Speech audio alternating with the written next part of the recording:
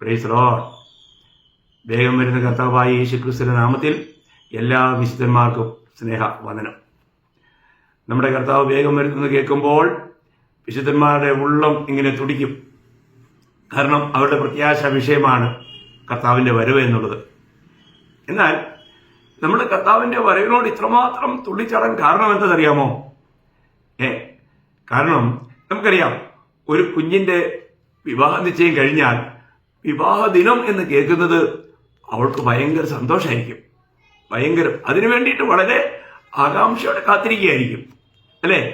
നമ്മളൊരു കാര്യം മനസ്സിലാക്കണം, രക്ഷിക്കപ്പെട്ടവർ ആ നാളിനു വേണ്ടി ഒരുങ്ങുവാൻ വേണ്ടിയിട്ട് തിരഞ്ഞെടുക്കപ്പെട്ടവരാണ്. അതൊരു വലിയ കാര്യമാണ്. എല്ലാ രക്ഷിക്കപ്പെട്ടവരുടെയും എന്ത് കഴിഞ്ഞു? അവരുടെ, നമ്മൾ നാട്ടിൽ പറയുമല്ലോ, എൻഗേജ്മെന്റ് അല്ലെങ്കിൽ ഒത്തുകല്യാണ്, അത് കഴിഞ്ഞു. അത് കഴിഞ്ഞോ? രക്ഷിക്കപ്പെട്ടവരാണെങ്കിൽ അത് കഴിഞ്ഞെന്നാണ് നമ്മൾ 2 കൊരിന്ത്യർ അതിന്റെ 11-ാം അധ്യായം അതിന്റെ 2-ാം വാക്യം വായിക്കുമ്പോൾ, ഞാൻ നിങ്ങളെക്കുറിച്ച് ദൈവത്തിന്റെ എരിവോട് എരിയുന്നു, ഞാൻ ക്രിസ്തു എന്ന ഏക പുരുഷന് നിങ്ങളെ നിർമ്മല കന്യകയായി ഏൽപ്പിപ്പാൻ വിവാഹ നിശ്ചയം ചെയ്തിരിക്കുന്നു. ഉണ്ടോ? നിർമ്മല കന്യകയായി ഏൽപ്പിപ്പാൻ. നമ്മളെ എന്തായിട്ട് ഏൽപ്പിക്കാനാ? നിർമ്മല കന്യകയായി ഏൽപ്പിക്കാൻ. നമ്മുടെ കാന്തനെ പോലെ നിർമ്മലനായിട്ട് ആയിരുന്നുണ്ടോ? ഇല്ല. അപ്പൊ അവിടത്തേക്ക് ഒരു നിർമ്മല കന്യക വേണം. അപ്പോ നമ്മുടെ എൻഗേജ്മെന്റ് കഴിഞ്ഞു എന്നാണ് ഇവിടെ ദൈവത്തിന്റെ വചനം പറയുന്നത്. നമ്മൾ ശ്രദ്ധിക്കണേ, വളരെ വിലപ്പെട്ടൊരു കാര്യമാണ്. നമ്മുടെ ജീവിതത്തിൽ നമ്മുടെ എൻഗേജ്മെന്റ് കഴിഞ്ഞവർ അവരെങ്ങനെയായിരിക്കണം? നിർമ്മലരായി ജീവിക്കണം, നിർമ്മല കന്യകയായി. വളരെ വിലപ്പെട്ടൊരു കാര്യമാണ്. ഓരോ ദിവസവും നമുക്ക് വരുവാനിരിക്കുന്ന ആ വിവാഹം, അതിനെക്കുറിച്ച് വെളിപ്പാട് പുസ്തകത്തിൽ നമ്മൾ വായിക്കുമ്പോൾ അതിന്റെ 19-ാം അധ്യായം 7-8 വാക്യം ഞാൻ വായിച്ച് കേൾപ്പിക്കാം. പിന്നെ, നാം സന്തോഷിച്ച് ഉല്ലസിച്ച് അവന് മഹത്വം കൊടുക്കുക. കുഞ്ഞാടിന്റെ കല്യാണം വന്നുവല്ലോ, അവന്റെ കാന്തയും തന്നെത്താൻ ഒരുക്കിയിരിക്കുന്നു. അവൾക്ക് ശുദ്ധവും ശുഭ്രവുമായ വിശേഷ വസ്ത്രം ധരിപ്പാൻ കൃപ ലഭിച്ചിരിക്കുന്നു. ആ വിശേഷ വസ്ത്രം വിശുദ്ധന്മാരുടെ നീതി പ്രവർത്തികൾ തന്നെ. ആ വിശേഷ വസ്ത്രം വിശുദ്ധന്മാരുടെ നീതി പ്രവർത്തികൾ തന്നെ. നമ്മൾ ശ്രദ്ധിക്കണം, വളരെ വിലപ്പെട്ടൊരു കാര്യം, നമ്മൾ ശ്രദ്ധിക്കേണ്ട ഒരു കാര്യമാണ്. അവൾ അവളെ തന്നെ ഒരുക്കിയിരിക്കുന്നു. നമ്മൾ ഓരോ ദിവസവും നമ്മളെ തന്നെ ഒരുക്കണം. നമ്മളെ തന്നെ ഒരുക്കി ഈ വിവാഹത്തിന് വേണ്ടി നമ്മൾ കാത്തിരിക്കണം, ഒരുങ്ങിയിരിക്കണം. അതൊരു വലിയ കാര്യമാണ്. അപ്പോൾ ഇവിടെ ഞാൻ ഒരു കാര്യം പ്രത്യേകം പറയാം. ഈ കാര്യത്തെ ഒരു മർമ്മമായിട്ടാണ് പൗലോസ് എഫേസ്യ ലേഖനത്തിൽ പറയുന്നത്.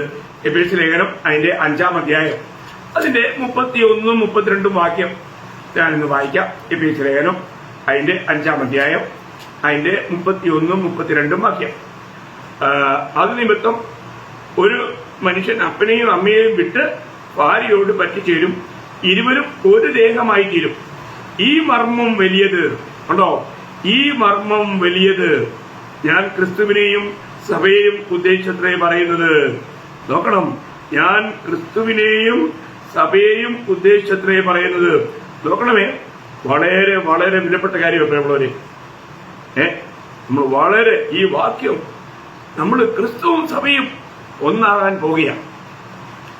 അവര് കർത്താവിന്റെ വരവിന് ശേഷം അല്ലെങ്കിൽ മരണാനന്തരം നാം എല്ലാവരും ക്രിസ്തുവിന്റെ ന്യായാസനത്തിൽ വെളിപ്പെടുമ്പോൾ അവിടെ നടക്കുന്ന ഒരു കാര്യമാണ്. ഞാൻ പറഞ്ഞല്ലോ, കഴിഞ്ഞ ക്ലാസ്സിൽ ഞാൻ പറഞ്ഞു, വിശുദ്ധന്മാരുടെ വഴി അത് ഇടുക്കമുള്ള വഴിയാണ്. ആ വാതിലിടുക്കമുള്ളതാണ്. അതിലെ പോകുന്നൊരു ചുരുക്കമാണ്. അപ്പോൾ ന്യായാസനത്തിലാണ് യഥാർത്ഥ കാന്ത വെളിപ്പെടാൻ പോകുന്നത്, ജയാളികൾ വെളിപ്പെടാൻ പോകുന്നത്. അപ്പൊ ജയാളികളായിട്ടുള്ളവരാണ് കാന്തയായി മാറാൻ പോകുന്നത്. അത് പ്രത്യേകം ശ്രദ്ധിക്കണം. ശരിക്കും കർത്താവിന് വേണ്ടി ഈ ലോകത്തിൽ ഉപയോഗിക്കപ്പെട്ടവർ, കർത്താവിന്റെ കരങ്ങളിൽ ഉപയോഗിക്കപ്പെട്ടവർ, ആരെയാ കർത്താവ് ഉപയോഗിക്കുന്നേ? 2 തിമോത്തി 2-ാം അധ്യായം അതിന്റെ 21-ാം വാക്യം വായിക്കുമ്പോൾ നമുക്ക് ഇവിടെ വായിക്കാൻ കഴിയുന്നത് 2 തിമോത്തി 2-ന്റെ 21. ഇവയെ വിട്ടകന്ന് തന്നെത്താൻ വെടിപ്പാക്കുന്നവൻ വിശുദ്ധവും ഉടമസ്ഥന് ഉപയോഗവുമായി നല്ല വേലയ്ക്ക് ഒക്കെയും ഒരുങ്ങിയിരിക്കുന്ന മാനപാത്രമായിരിക്കും. അപ്പൊ ഇവിടെ ഉടമസ്ഥന് ഉപയോഗമുള്ള നല്ല വേലയ്ക്ക് ഒക്കെയും ഒരുങ്ങിയിരിക്കുന്ന മാനപാത്രം. ഉടമസ്ഥന് ഉപയോഗിക്കുവാൻ കഴിയുന്ന നിലയിൽ തങ്ങളെ തന്നെ സൂക്ഷിക്കുന്നവൻ. നമ്മളൊരു കാര്യം ഞാൻ പറയട്ടെ, നമ്മൾ ഒരുപാട് കാര്യങ്ങളൊക്കെ ചിലപ്പോൾ നല്ല കാര്യങ്ങളൊക്കെ നമ്മൾ ചെയ്യാറുണ്ട്. എന്നാൽ അതിനൊന്നുമല്ല നമ്മളെ ആ നാളിലേക്ക് യോഗ്യരാക്കി തീർക്കുന്നത്. ഉടമസ്ഥന് നമ്മൾ ഉപയോഗമുള്ളവരായി തീർന്നോ എന്നതിന്റെ അടിസ്ഥാനത്തിലാണ്. നിങ്ങൾക്ക് ശബ്ദം കേൾക്കാൻ ചിലപ്പോൾ പ്രയാസം ഉണ്ടാവും. പുറത്ത് നല്ല മഴയാണ്. അപ്പോൾ അതിന്റെ ഒരു ശബ്ദമൊക്കെ വരാൻ സാധ്യതയുണ്ട്. അപ്പോൾ നമ്മൾ ഒരു കാര്യം പ്രത്യേകം മനസ്സിലാക്കുക. നമ്മുടെ ജീവിതത്തിൽ ഇന്ന് ഞാൻ യജമാനന് ഉപയോഗമുള്ളൊരു പാത്രമാണോ? കർത്താവിന് എന്നെ തന്റെ മഹത്വത്തിന് വേണ്ടി ഉപയോഗിക്കാൻ കഴിയുന്നുണ്ടോ? കാരണം നമ്മൾ വെളിപ്പാട് പുസ്തകത്തിൽ വായിച്ച എന്താണ്? അവർക്ക് ലഭിക്കുന്ന വസ്ത്രത്തിന്റെ ശ്രേഷ്ഠത എന്താണ്?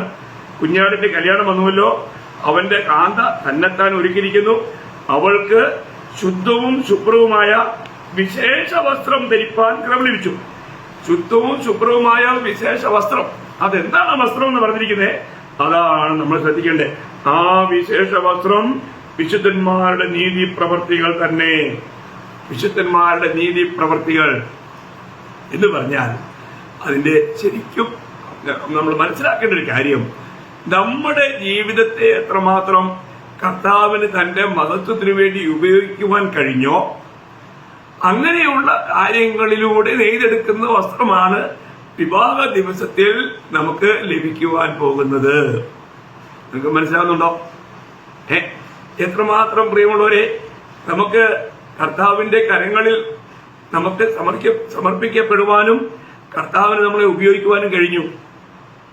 നമ്മൾ ഓരോ ദിവസവും നമ്മളെ തന്നെ നമ്മൾ അപ്പോസ്തല പ്രവൃത്തി 22:10 ഓരോ ചോദിച്ച പോലെ, കർത്താവേ ഞാൻ എന്ത് ചെയ്യണം എന്ന് ചോദിച്ചുകൊണ്ട് റോമർ 6:16-19 വായിക്കുന്ന പോലെ, എന്റെ അവയവങ്ങൾ കർത്താവേ നിനക്കായി ഞാൻ സമർപ്പിക്കുന്നു ഒരു അടിമയെ പോലെ എന്ന് പറഞ്ഞുകൊണ്ട് അടിമയെ പോലെ കർത്താവിന്റെ കരങ്ങളിൽ ഏൽപ്പിച്ചു കൊടുക്കുന്ന തന്റെ വിശുദ്ധന്മാരെ കർത്താവ് തന്റെ മഹത്വത്തിന് വേണ്ടി ഉപയോഗിക്കും. അങ്ങനെ ഉപയോഗിക്കുന്ന കാര്യങ്ങളാൽ നെയ്തെടുക്കുന്ന വസ്ത്രമാണ് നമുക്ക് ഇവിടെ വിശേഷതയുള്ള വസ്ത്രമായി അന്ന് അണിയുവാനായിട്ട് ലഭിക്കാൻ പോകുന്നത്. വളരെ വിലപ്പെട്ടൊരു കാര്യമാണ്. നമ്മളിത് ശരിയായ നിലയിൽ മനസ്സിലാക്കണം. ഇന്ന് അനേകരെയും കർത്താവിന് എന്ത് ചെയ്യാൻ പറ്റുന്നില്ല, ഉപയോഗിക്കാൻ കഴിയുന്നില്ല. ഇതാണ് കന്യകയ്ക്ക് ന്യായാസനത്തിലെത്തുമ്പോൾ ധരിക്കുവാനായിട്ട് ലഭിക്കുന്നത്. ഇന്ന് നമ്മളിലൂടെ അങ്ങനെ ഒരു നെയ്തെടുപ്പ് നടക്കുന്നുണ്ടോ? അങ്ങനെയുണ്ടോ? ഈ നീതി പ്രവൃത്തികൾ, ഇതാണ് ഞാൻ നിങ്ങളെ എപ്പോഴും ഓർപ്പിക്കുന്ന ദേഹി രക്ഷ എന്നുള്ള കാര്യം. നമ്മുടെ പ്രാണനെ അപ്രിയമായി കണ്ടുകൊണ്ട് ദൈവ മഹത്വത്തിന് വേണ്ടി ദൈവത്തിന് നമ്മളെ ഉപയോഗിക്കുവാൻ കഴിയുക. അവിടെ നമുക്ക് വേണ്ടി ഒന്നും ചിന്തിക്കാതെ നിത്യതയുടെ കാഴ്ചപ്പാടിൽ ദൈവത്തിന്റെ കരങ്ങളിൽ ഉപയോഗിക്കപ്പെടുവാൻ തക്കവണ്ണം നമ്മളെ ഏൽപ്പിച്ചു കൊടുക്കുന്ന ഒരനുഭവമാണ്. ഇതൊരു വലിയ, അങ്ങനെയുള്ളവരെയാണ് ദൈവത്തിന് തന്റെ മഹത്വത്തിന് വേണ്ടി ഉപയോഗിക്കാൻ കഴിയുന്നത്. ഇന്ന് അനേകരെയും കർത്താവിന് തന്റെ മഹത്വത്തിന് വേണ്ടി ഉപയോഗിക്കുവാൻ കഴിയുന്നില്ല എന്നുള്ള ഒരു വലിയ ദുഃഖസത്യം. അപ്പോൾ ഇന്ന് നമ്മൾ വ്യക്തമായിട്ട് മനസ്സിലാക്കണം, എനിക്ക് ഓരോ ദിവസവും കർത്താവിനോടുള്ള കൂട്ടായ്മയിൽ വസിച്ചുകൊണ്ട് ഈ കർത്താവിന് തന്റെ മഹത്വത്തിന് വേണ്ടി എന്നെ ഉപയോഗിക്കുവാൻ തക്കവണ്ണം എന്നെ തന്നെ വിശുദ്ധിയിൽ കാത്തു സൂക്ഷിക്കുവാൻ കഴിയുന്നുണ്ടോ? നമുക്കറിയാം 2 കൊരിന്ത്യർ 7:1 ഭയത്തോടും വിറയലോടും കൂടെ ദൈവഭക്തിയിൽ വിശുദ്ധിയെ തികച്ചുകൊള്ളുവാനാണ് കർത്താവ് പറഞ്ഞിരിക്കുന്നത്. അവിടുത്തെ വചനം പറയുന്നത് 2 കൊരിന്ത്യർ 7:1 അവസാനം, ഭയത്തോടും വിറയലോടും കൂടി. ഇന്ന് അനേകർക്കും ദൈവഭയമില്ല. ദൈവഭയം എന്ന് പറഞ്ഞാൽ ആദരവോടുകൂടിയ ദൈവത്തോടുള്ള അനുസരണമാണ് ദൈവഭയം. ഇതങ്ങനെയില്ല. എന്നാൽ പ്രിയമുള്ളവരെ, നമ്മുടെ ജീവിതത്തിൽ ഒരു കാര്യം ഓർക്കണം. നമ്മൾ 1 പത്രോസ് 1:17 വായിക്കുന്നുണ്ട്, പക്ഷപാതം കൂടാതെ ന്യായം വിധിക്കുന്ന ദൈവത്തെ നിങ്ങൾ പിതാവെന്ന് വിളിക്കുന്നുവെങ്കിൽ മുഖപക്ഷം കൂടാതെ ന്യായം വിധിക്കുന്ന ദൈവം. നമ്മൾ ഈ ലോകയാത്ര വളരെ ഭയത്തോടെ കഴിക്കണം, വിറയലോടെ കഴിക്കണം. ദൈവകരങ്ങളെ ഉപയോഗിക്കുവാൻ തക്കവണ്ണം ദൈവത്തിന് നമ്മളെ ഉപയോഗിക്കാൻ കഴിഞ്ഞില്ല എങ്കിൽ നമ്മുടെ ജീവിതം കൊണ്ട് നമുക്ക് നിത്യതയ്ക്ക് വേണ്ടി ഒരു നേട്ടവും ഉണ്ടായില്ല പ്രിയമുള്ളവരെ. അപ്പോൾ ഇന്നത്തെ ദിവസം അല്ലെങ്കിൽ ഇന്നലേകൾ എന്റെ ജീവിതത്തെ എന്റെ കർത്താവിനെ തന്റെ മഹത്വത്തിന് വേണ്ടി ഉപയോഗിക്കാൻ കഴിഞ്ഞു. എനിക്ക് എന്നെ തന്നെ അശുദ്ധിയെ വെടിഞ്ഞ് വിശുദ്ധിയെ തികച്ചുകൊണ്ട് ജീവിക്കുവാൻ കഴിയുന്നുണ്ടോ? ഇതാ നമ്മൾ ചിന്തിക്കണ്ടേ. അപ്പോൾ ഓരോ ദിവസവും ഒന്ന് നമ്മൾ ഒരു കാര്യം മനസ്സിലാക്കുക, കർത്താവ് പറഞ്ഞതുപോലെ നമ്മുടെ ജീവിതത്തിൽ എല്ലായ്പ്പോഴും എല്ലാറ്റിലും ഒന്നാം സ്ഥാനം നമ്മുടെ കർത്താവിന് കൊടുക്കണം. നമുക്കറിയാം മത്തായി 6:33 ആദ്യമേ അവന്റെ രാജ്യവും നീതിയും അന്വേഷിപ്പിൻ. അപ്പൊ ആദ്യം അല്ലെങ്കിൽ ഒന്നാം സ്ഥാനം അത് നമ്മൾ കർത്താവിന് കൊടുക്കണം. നമ്മൾ രാവിലെ എഴുന്നേൽക്കുമ്പോൾ മുതലുള്ള ഓരോ നിമിഷങ്ങളിലും നമുക്ക് കർത്താവിന് വേണ്ടി ജീവിക്കുന്ന ആ ഒരു സമർപ്പണ ബോധത്തിൽ, കർത്താവിന് വേണ്ടി ജീവിക്കുന്നതിനേക്കാൾ അധികമായി ഞാൻ പറയട്ടെ, കർത്താവിന് ജീവിക്കുന്നു എന്നുള്ള ആ ഒരു ബോധത്തിൽ നമുക്ക് എല്ലാം ചെയ്യാൻ കഴിയുന്നെങ്കിൽ അതാണ് ഏറ്റവും ഉന്നതമായ ഒരു ജീവിതം.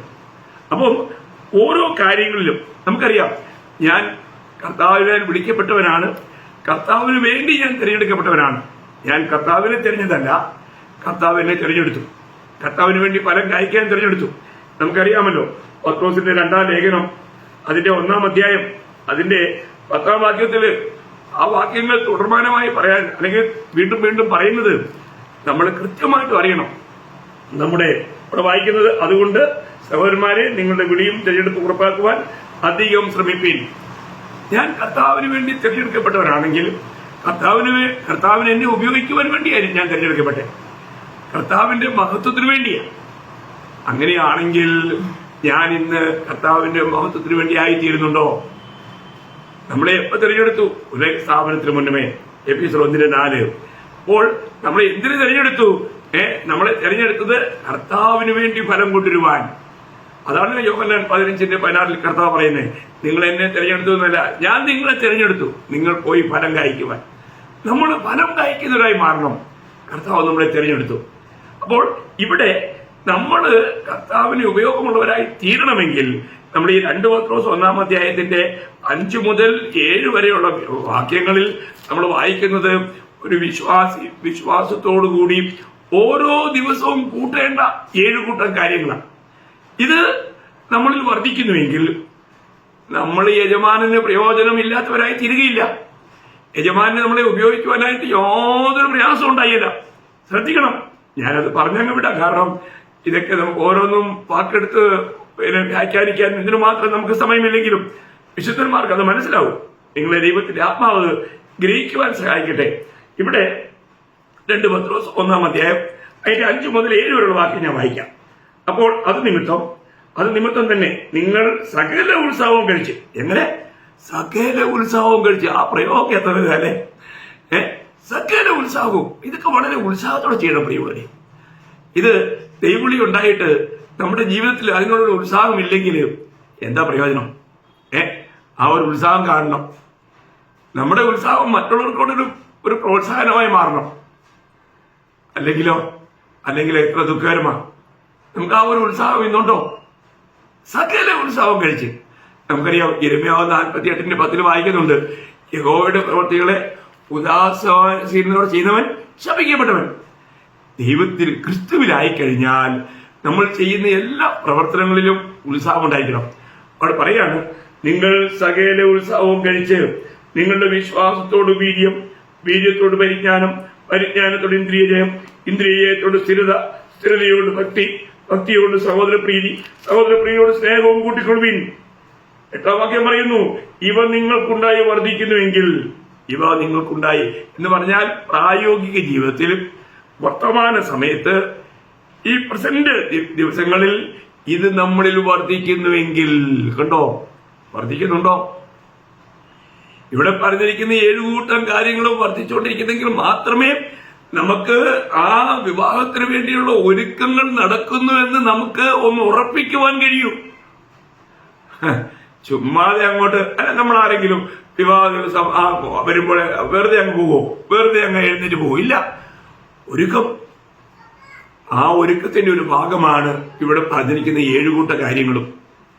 ഇത് നിങ്ങൾക്ക് അനുദിന ജീവിതത്തിൽ പ്രായോഗികമായിട്ടുണ്ടെങ്കിൽ എങ്കിൽ നിങ്ങൾ ഒരിക്കലും ഇടറുവാനിടയാകില്ല.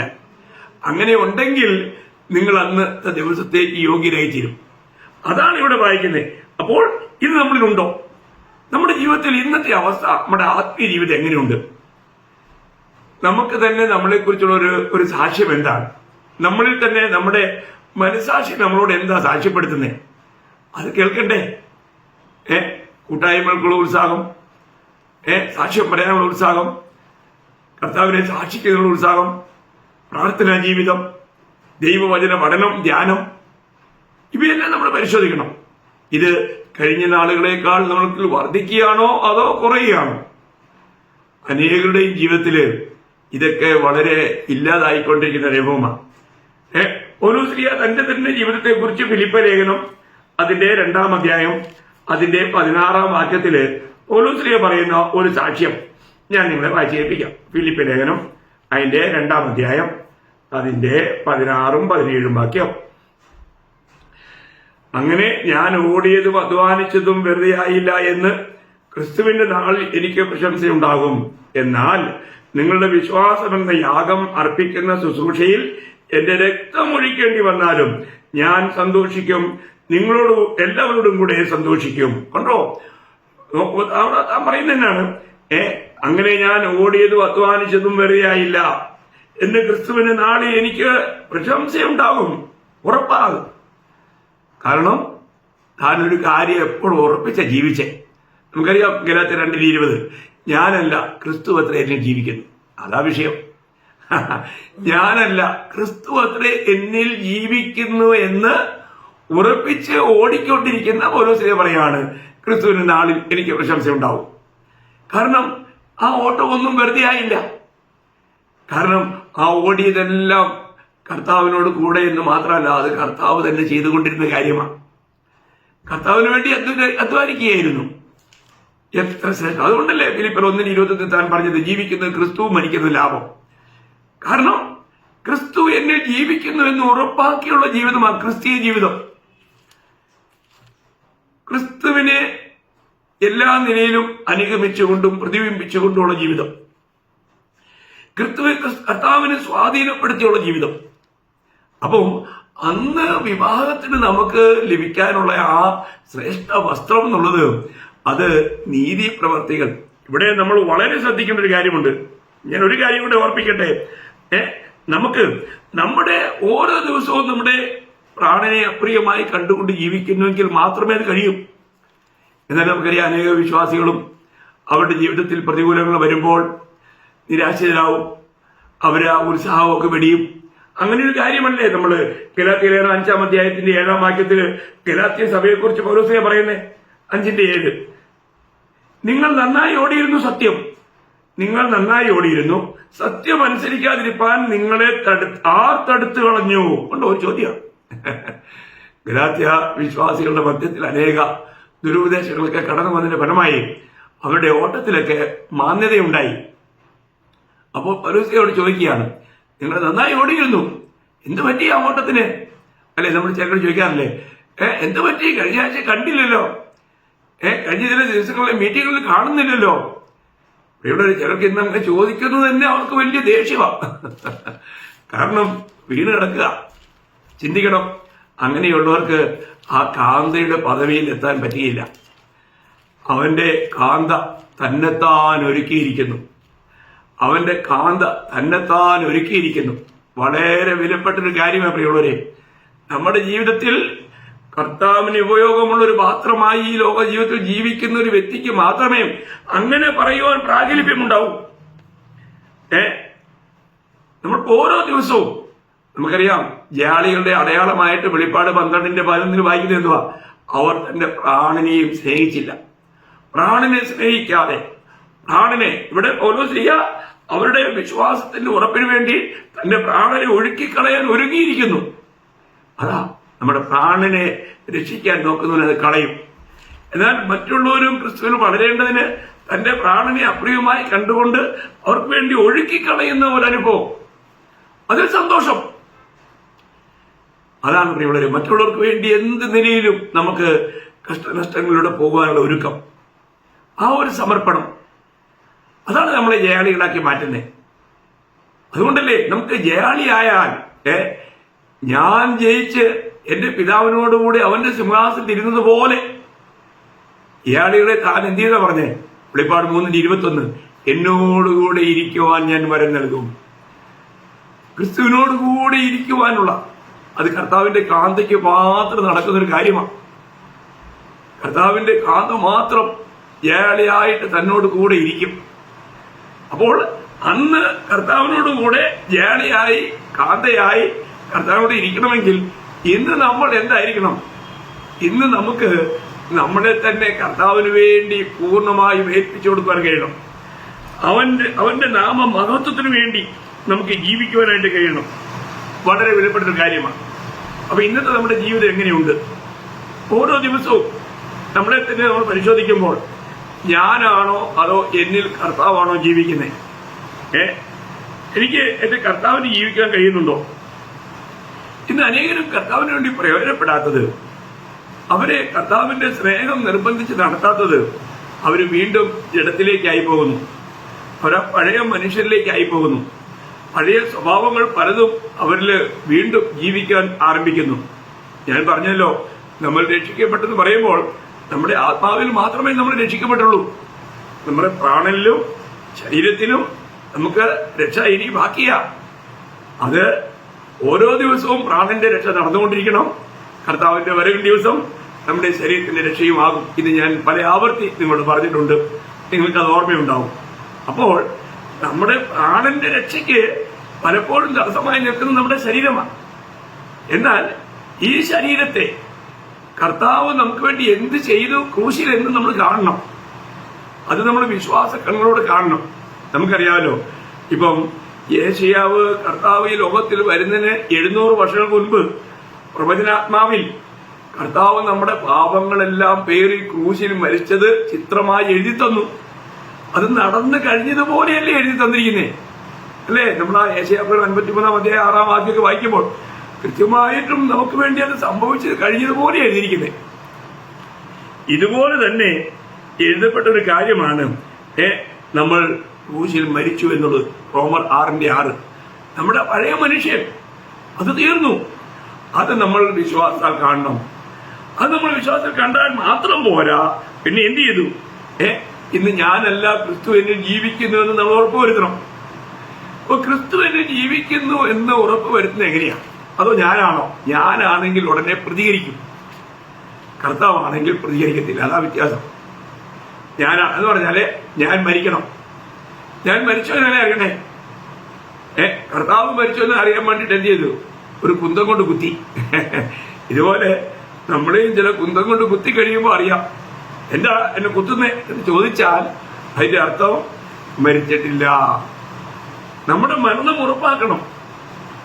നമ്മൾ മരിച്ചെങ്കിൽ മാത്രമേ ക്രിസ്തുവിന് നമ്മെ ജീവിക്കാൻ കഴിയൂ എന്നുള്ള ഈ തത്വം നമ്മൾ മനസ്സിലാക്കണം. അപ്പം നമ്മുടെ കർത്താവ് തന്നോടുകൂടെ ക്രൂശിൽ മരിക്കുവാൻ അനുവദിച്ചു.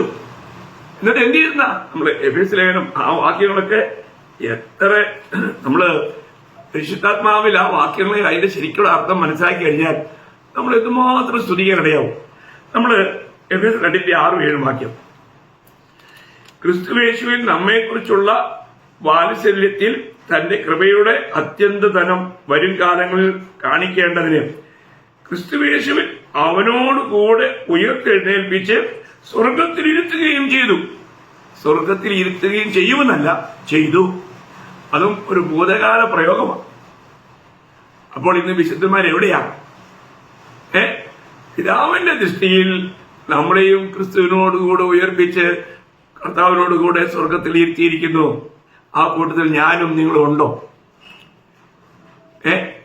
നമുക്ക് ഇന്ന് കർത്താവിനോടുകൂടെ സ്വർഗത്തിൽ ഇരുത്തിയിരിക്കുന്നത് കാണുവാൻ കഴിയുന്നുണ്ടോ? എന്നാ വചനം പറയുന്നേ.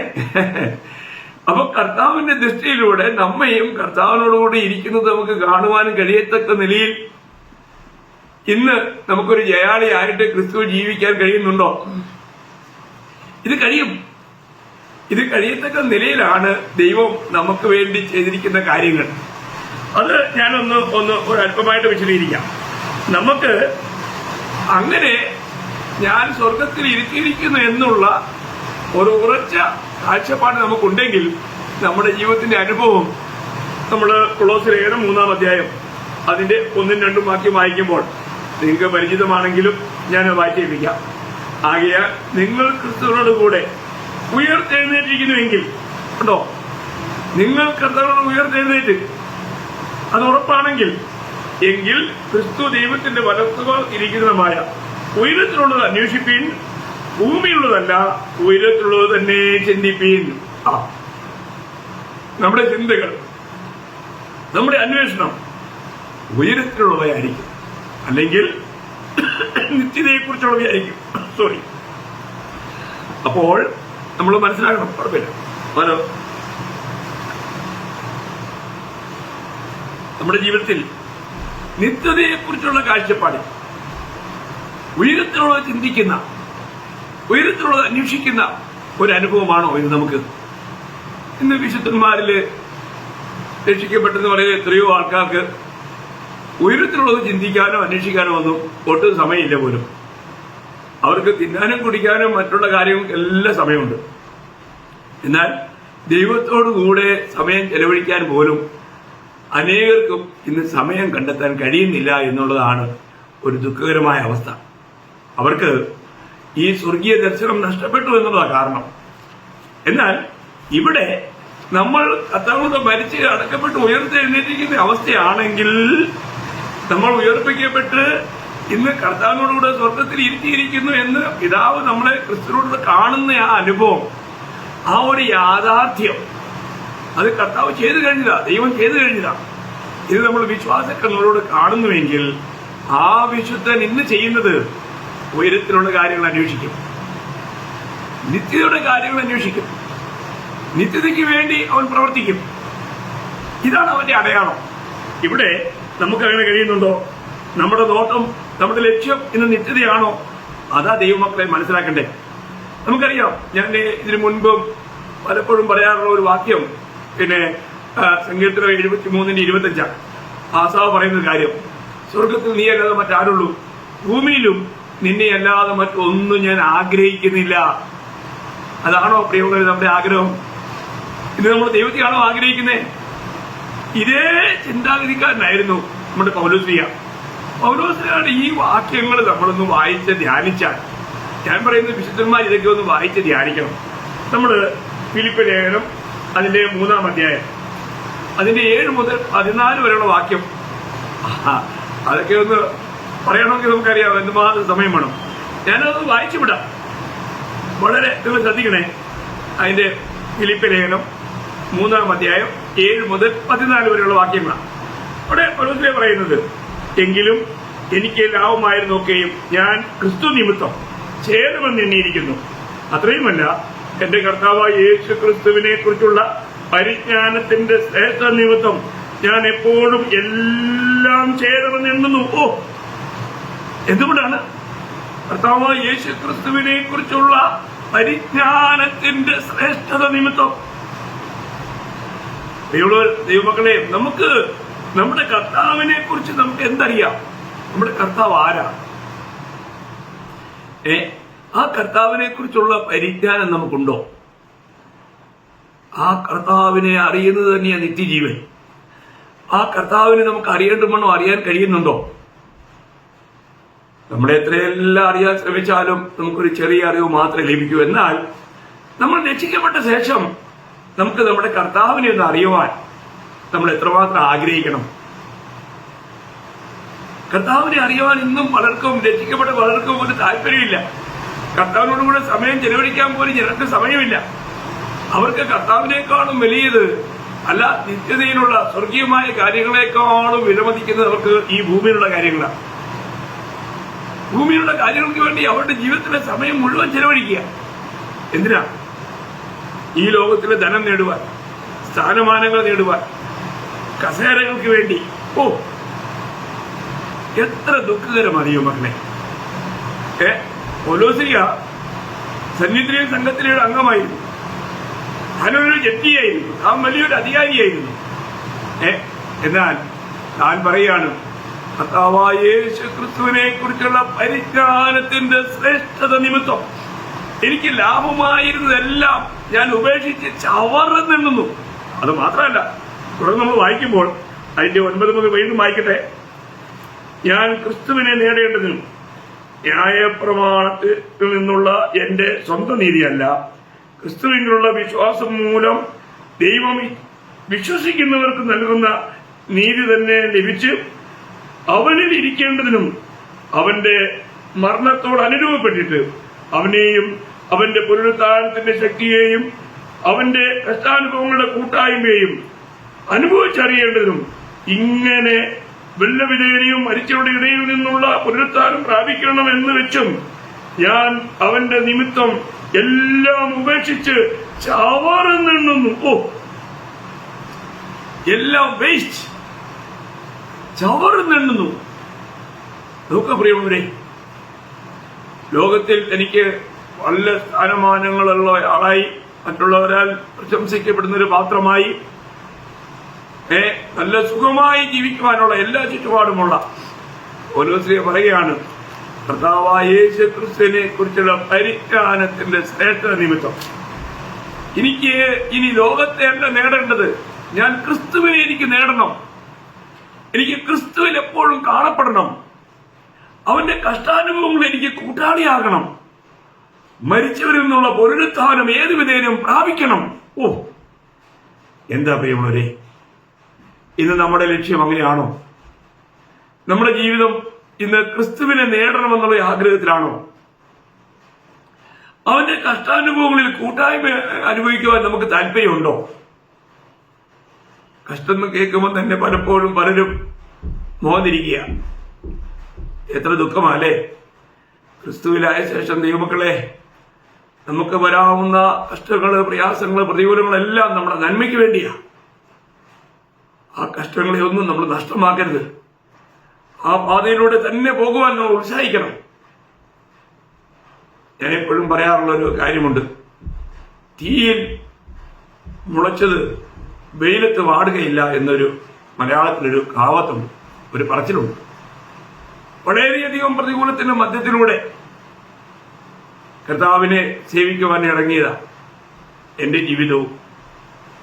വളരെ പ്രതികൂലങ്ങളുണ്ടായിരുന്നു.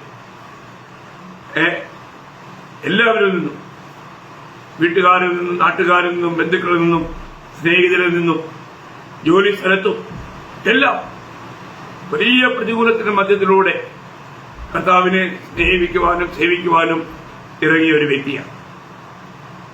അപ്പോൾ ഈ കാര്യം വളരെ വിലപ്പെട്ട ഒരു കാര്യമാണ്. ഒരു റോമൻ കാത്തലിക് കുടുംബത്തിൽ നിന്നും 5 സഹോദരിമാർ, 4 സഹോദരന്മാർ, അതിൽ 3 പേർ കന്യാസ്ത്രീകൾ, അങ്ങനെയുള്ളൊരു കുടുംബത്തിൽ നിന്നും കർത്താവിന്റെ സാക്ഷിയായി, കർത്താവിനെ ആദ്യ ഫലമായി ആ ഭവനത്തിൽ നിന്ന് മാത്രമല്ല, ആ ദേശത്തു നിന്നും ആദ്യ ഫലമായി കർത്താവിനെ വിളിച്ച് വേർപെടുത്തി, കർത്താവിനെ മാത്രപ്പെടുത്തുവാൻ വേണ്ടി. എന്നെ കേൾക്കുന്ന ദൈവമക്കളോട് പറയട്ടെ, ദൈവങ്ങളെ, കർത്താവിനുള്ള വിളിയുടെ മഹത്വം മനസ്സിലാക്കി ആ ക്രിസ്തുവിനെ കുറിച്ചുള്ള പരിജ്ഞാനത്തിന്റെ ശ്രേഷ്ഠ നിമിത്തം ഏതൊരവസ്ഥയിലും കർത്താവിനെ സാക്ഷിക്കുന്നതിൽ, കർത്താവിനെ ഉയർത്തി കാണിക്കുന്നതിൽ, അല്ല അവന്റെ കഷ്ടാനുഭവങ്ങളിൽ കൂട്ടാളികളായി കർത്താവിനെ മഹത്വപ്പെടുത്തുന്നതിൽ ഉത്സാഹത്തോടെ ഓടുവാൻ ഈ നിമിഷം വരെയും കർത്താവ് സഹായിച്ചു. അനേക അനുഭവങ്ങൾ പങ്കുവയ്ക്കാനുണ്ടെങ്കിലും സമയത്തിന്റെ പരിമിതി കൊണ്ട് ഇപ്പോൾ ഇതൊന്നും പങ്കുവയ്ക്കുന്നില്ല. കർത്താവ് അവസരം തരുന്നതുപോലെ ചില കാര്യങ്ങളെല്ലാം പങ്കുവയ്ക്കാം. അപ്പോൾ ഇവിടെ പൗലോസിനെ പറയുകയാണ്, താൻ ഒരിക്കലും താൻ അങ്ങോട്ട് തൃപ്തനായി വസിച്ച് കഴിയുന്നില്ല. കാരണം വീണ്ടും പറയുന്നത്, ഞാൻ അവിടെ അതിന്റെ 11 മുതൽ ലഭിച്ചു കഴിഞ്ഞുവെന്നോ തികഞ്ഞവനായി എന്നോ അല്ല, ഞാൻ ക്രിസ്തുവിനാൽ പിടിക്കപ്പെട്ടത് കൊണ്ട് എനിക്കും അത് പിടിക്കാമോ എന്ന് വെച്ച് പിന്തുടരുന്നതേ ഉള്ളൂ. സഹോദരന്മാരെ, ഞാൻ പിടിച്ചിരിക്കുന്നു എന്ന് നിരൂപിക്കുന്നില്ല. ഒന്ന് ഞാൻ ചെയ്യുന്നു, പിമ്പിലുള്ളത് മറന്നും മുമ്പിലുള്ളതിന് ആഞ്ഞും കൊണ്ടും ക്രിസ്തുയേശുവിൽ ദൈവത്തിന്റെ പരമവിളിയുടെ വിരുദ്ധനായി ലാക്കിലേക്ക് ഓടുന്നു. താനോടുക കർത്താവിന് മഹത്വം. തന്റെ ഓട്ടത്തിൽ തന്റെ ലക്ഷ്യം ബിരുദ പ്രാപിക്കണം. ഓടുന്നവരെല്ലാവരും ഓടുന്നു, ഒരുവനെ ബിരുദ പ്രാപിക്കുന്നുള്ളൂ. ആ പ്രാപിക്കുവാൻ തക്കവണ്ണം താൻ ഓടി. താൻ ഓട്ടം തികച്ചു. താൻ നല്ലപോലെ പൊരുതി. താൻ വിശ്വാസം കാത്തു. അതെ ദൈവമക്കളെ, നമ്മുടെ ജീവിതത്തിലും നമ്മുടെ അന്ത്യത്തിൽ നമുക്കിങ്ങനെ പറയാനിടയാകട്ടെ. വളരെ എനിക്കെല്ലാം അറിയാം, ഇനിയിപ്പോ ഒന്നും പ്രത്യേകം ചെയ്യാനൊന്നുമില്ല, അങ്ങനെ ഒരു ചിന്താഗതി നമ്മളെ ഭരിക്കരുതേ. അവസാന നിമിഷം വരെയും, നമ്മുടെ അവസാന ശ്വാസം വരെയും കർത്താവിനെ സാക്ഷിക്കുന്നതിലും കർത്താവിനെ നമ്മൾ പ്രാപിക്കുന്നതിലും കർത്താവിനെ നേടുന്നതിലും എപ്പോഴും കർത്താവിൽ തന്നെ ആകുന്നു എന്ന് ഉറപ്പുവരുത്തുന്നതിലും നമ്മൾ ശ്രദ്ധിക്കണം. എത്ര വിലപ്പെട്ട കാര്യമാണ്, വളരെ അനുഗ്രഹിക്കപ്പെട്ട കാര്യം. അപ്പോൾ നമുക്ക് ആ നാളിൽ സ്വർഗത്തിൽ വെച്ച് നടക്കുന്ന വിവാഹത്തിൽ അവന്റെ കാന്തയായി തീരുവാൻ നമുക്ക് നമ്മളെ തന്നെ ഒരുക്കണം. നമുക്ക് ലഭിക്കാൻ പോകുന്ന വസ്ത്രം നമ്മുടെ നീതി പ്രവൃത്തികളാണ്. എന്ന് വെച്ചാൽ നമ്മൾ സ്വയം ചെയ്തതല്ല പ്രിയമുള്ളവരെ, നമ്മിലൂടെ കർത്താവിന് ചെയ്യുവാൻ കഴിഞ്ഞ കാര്യങ്ങളാണ്. നമ്മൾ എത്രമാത്രം കർത്താവിന് വേണ്ടി ഉപയോഗിക്കപ്പെടുന്നു എന്നുള്ള ഒരു യാഥാർത്ഥ്യം അത് നമ്മൾ മനസ്സിലാക്കണം. ദൈവം നമ്മളെ ഉപയോഗിക്കണമെങ്കിൽ നമ്മൾ തന്നെ വിശുദ്ധീകരിക്കുന്ന ഒരു അനുഭവം നമുക്കുണ്ടായിരിക്കണം. നമ്മളെ തന്നെ കർത്താവിനെ ഏൽപ്പിച്ചു കൊടുക്കുന്ന ഒരു അനുഭവം ഓരോ ദിവസവും നമുക്കുണ്ടായിരിക്കണം. അങ്ങനെയാണെങ്കിൽ കർത്താവ് തന്റെ മഹത്വത്തിന് വേണ്ടി നമ്മൾ ഉപയോഗിക്കാനിടയായിത്തീരും. ആ നാളിൽ അതേ സന്തോഷിച്ച് ഉല്ലസിക്കുവാനിടയാവും. നമുക്ക് വാട്ടവും കോട്ടവും ഇല്ലാത്ത അനുഗ്രഹീതമായിരിക്കുന്ന ആ വസ്ത്രം നമുക്ക് ധരിക്കുവാനിടയാവും.